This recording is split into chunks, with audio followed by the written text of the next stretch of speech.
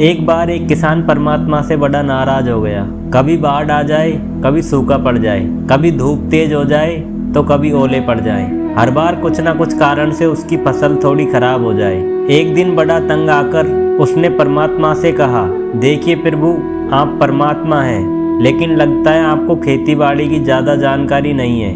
एक प्रार्थना है कि एक साल मुझे मौका दीजिए, जैसा मैं चाहूँ वैसा मौसम हो, फिर आप देखना मैं कैसे अन्न के भंडार भर दूंगा। परमात्मा मुस्कुराए और कहा, ठीक है, जैसा तुम कहोगे वैसा ही मौसम दूंगा, मैं दखल नहीं करूंगा। किसान ने गेहूं की फसल बोई। जब धूप चाही तब धूप मिली, जब पानी चाहा तब पानी मिला। तेज धूप, ओले, बाढ़, आंधी तो उसने आने ही नहीं दी। समय के साथ साथ फसल बढ़ी और किसान की खुशी भी, क्योंकि ऐसी फसल तो आज तक नहीं हुई थी। किसान ने मन ही मन में सोचा, अब पता चलेगा परमात्मा को कि फैसले कैसे करते हैं। बेकार ही इतने वर्षों से हम किसानों को परेशान करते रहे। फसल काटने का समय भी आया। किसान बड़े गर्व से फसल काटने लगा, लेकिन जैसे ही फसल काटने लगा एकदम से छाती पर हाथ रखकर बैठ गया। गेहूं की एक भी बाली के अंदर गेहूं नहीं था, सारी बालियां अंदर से खाली थी। बड़ा दुखी होकर उसने परमात्मा से कहा, प्रभु ये क्या हुआ? तब परमात्मा बोले, ये तो होना ही था,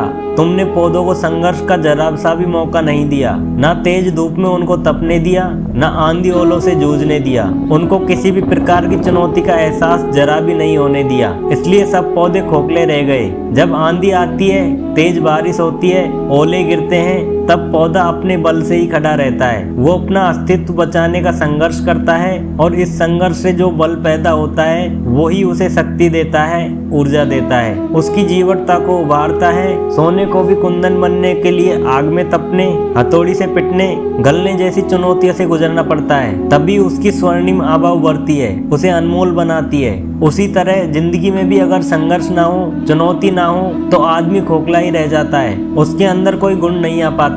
ये चुनौतियां ही हैं जो आदमी रूपी तलवार को धार देती हैं, उसे सख्त और प्रखर बनाती हैं। अगर प्रतिभाशाली बनना है तो चुनौतियां तो स्वीकार करनी ही पड़ेंगी, अन्यथा हम खोखले ही रह जाएंगे। अगर जिंदगी में मजबूत बनना है, प्रतिभाशाली बनना है, तो संघर्ष और चुनौतियों का सामना तो करना ही पड़ेगा।